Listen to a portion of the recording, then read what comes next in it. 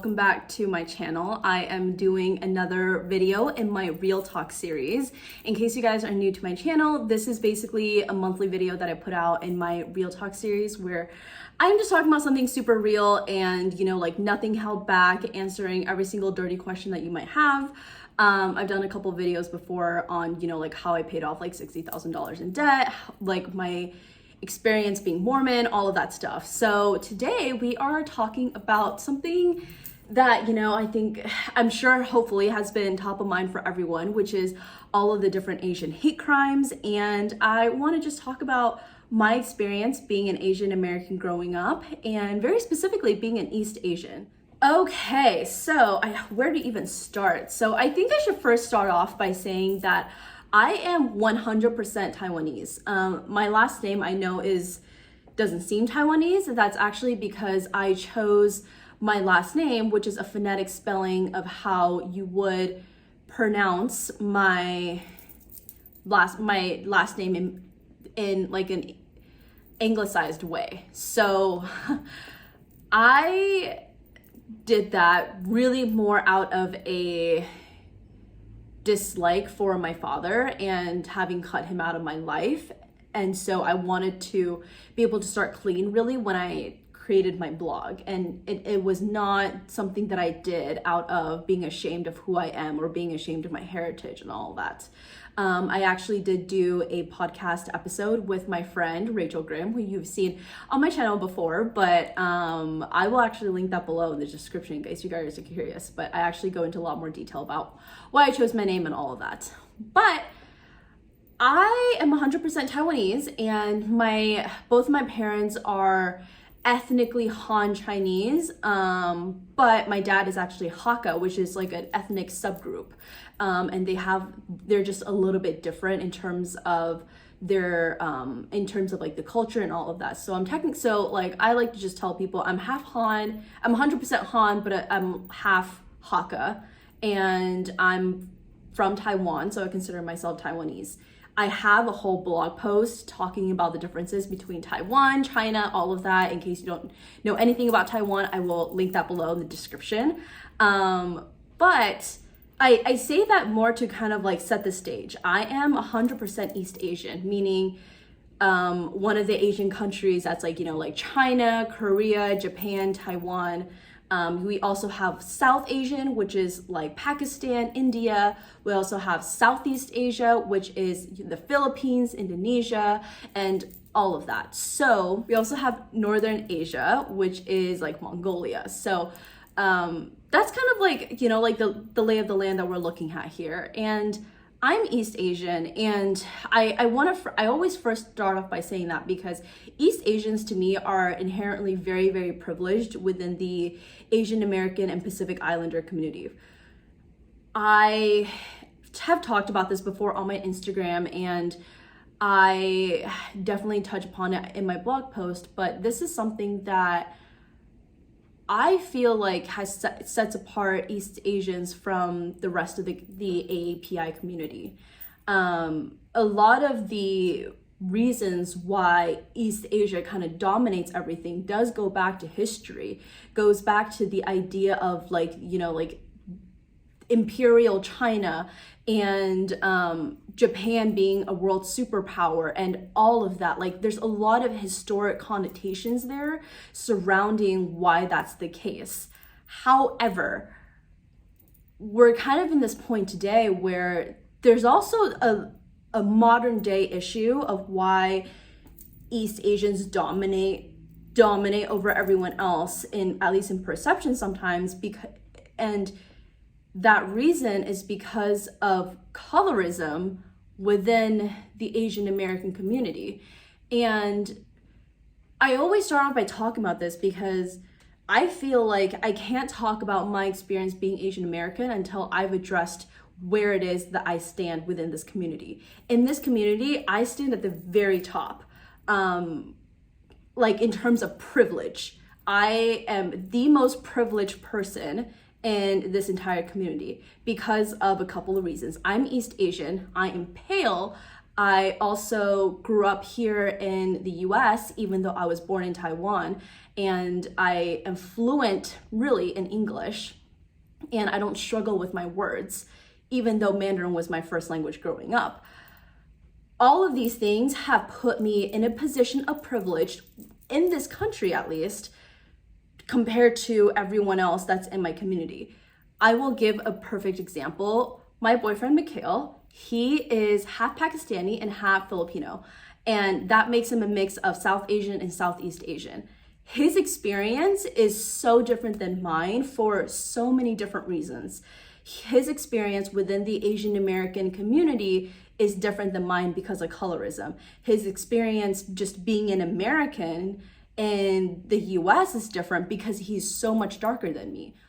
Everything about Mikhail in terms of his cultural identity, his ethnicity, has put him in this position where I have really been able to start seeing the world through his eyes a little bit more. And that was something that I think to a certain degree, maybe I knew about growing up. I knew about the colorism and racism, but it really wasn't until we met, we started dating, we started living an adult life that I had my eyes opened up to some of these things. And I say that because my experience being Asian American has really been defined by privilege.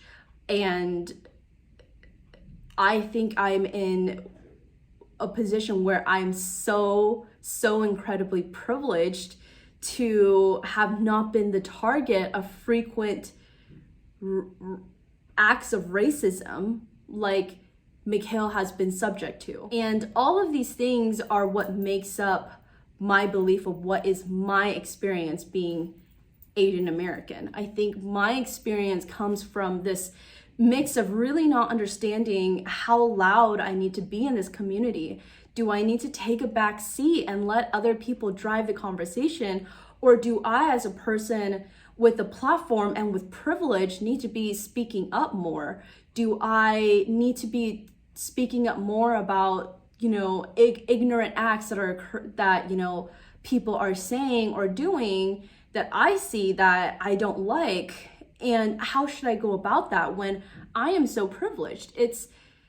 That is the reality of my experience being Asian American. I grapple with my privilege. I grapple with the colorism and racism from East Asians to other ethnic groups in Asia, and it's just, that is what I grapple with. I think East Asians traditionally and culturally have always seen having paler skin as a sign of status, as a sign that you are somehow better, because it goes back again to the historical connotations that if you have darker skin, then that means you're out in the fields, like doing manual labor, and that's like a bad thing. And it's all of that I find is so prevalent still in our community today. And I think that's why when the whole idea of talking about Asian American experience, Asian hate crimes, I put out an Instagram post and I said, I feel like we can't say that there's an Asian American experience because we're all so different. And it's just never been more clear to me than it is now, especially with dating a person who is so much more at a disadvantage than I am because of the color of his skin.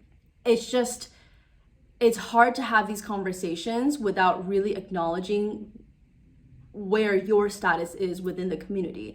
And something else that I want to point to that's really shaped this opinion of mine is the fact that within Taiwan, there's a lot of the Aboriginals. The indigenous population has been there for like thousands of years, like way before like the Han Chinese ever came. There's been, like several bouts of, colonialism really by like European countries, by China, Imperial China, that is. And and then, like the war with Japan and Japan ruling over Taiwan, there's been all of this stuff. But throughout all of that time, the indigenous population has been there, and they've really been put in a position like how the indigenous population were treated here in the US. And that is something that I became acutely aware of the older that it got, the closer that I felt like I wanted to get with my Taiwanese culture and heritage. That was something that actually stood out to me. I was like, oh wow, like I'm part of the people I'm not a minority here. I'm the people who put the indigenous people like in this position where we took away their lands, we took away their culture, we forced them to assimilate, we forced them to do all of these things. And I really have been trying to do so much personal soul searching in terms of where it is that I should be at in terms of, you know, like my placement within this community. And I don't think that's to say that there's not things that really anger me, that I feel offended by. I think there is a lot of that. Something that I'll actually talk about in the next video is the documentary by Netflix, Seaspiracy. And I found that to be very racist against Asians, and I took a lot of personal offense to that. You know, I take offense to people saying rude things about the food that we eat. I take offense to people joking and laughing about our culture. And I take a lot of offense to those things. But with all of the discussion of race and privilege, it would be so ignorant of me to not address my privilege.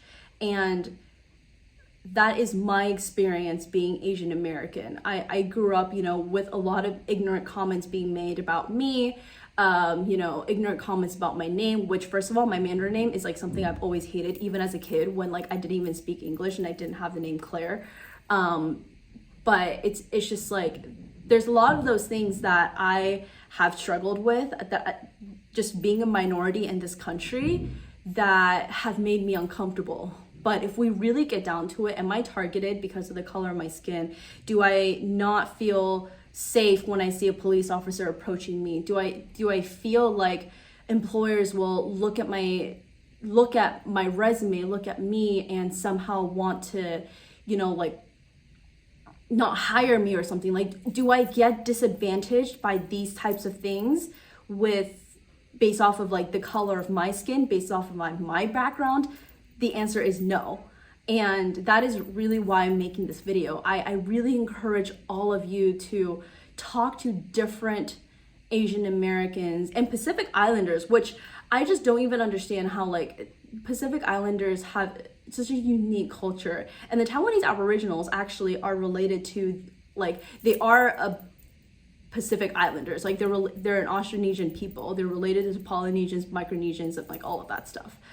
But I really encourage all of you to go talk to an Asian American, a Pacific Islander, somebody in your life to see, hey, what is your experience like? Because I guarantee you, if you talk to 10 different people, all from different parts all with cultures coming from different parts of Asia, I guarantee you everyone is going to have a very different experience. And that is because of how vast, how diverse Asia is.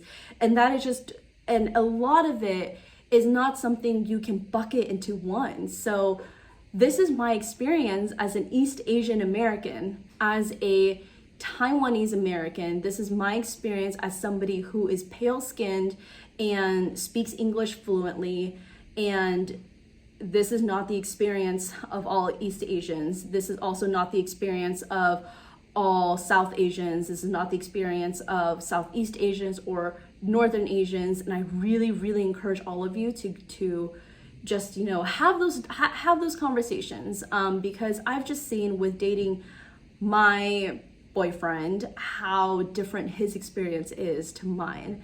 And I think there is something that we can all learn from that. So anyways, I wanted to keep this a little bit more brief. I didn't want to go on too much of a ramble like I usually do, but I have a couple blog posts and different YouTube videos I will link down below if you guys are curious. And as usual, please leave any comments down below. I'm so open to answering them and talking about all these things. I'm really an open book. I'm not scared to, you know, like answer anything or to answer the tough questions. So leave them down below if you have any. I'm very, very open and willing to answer them.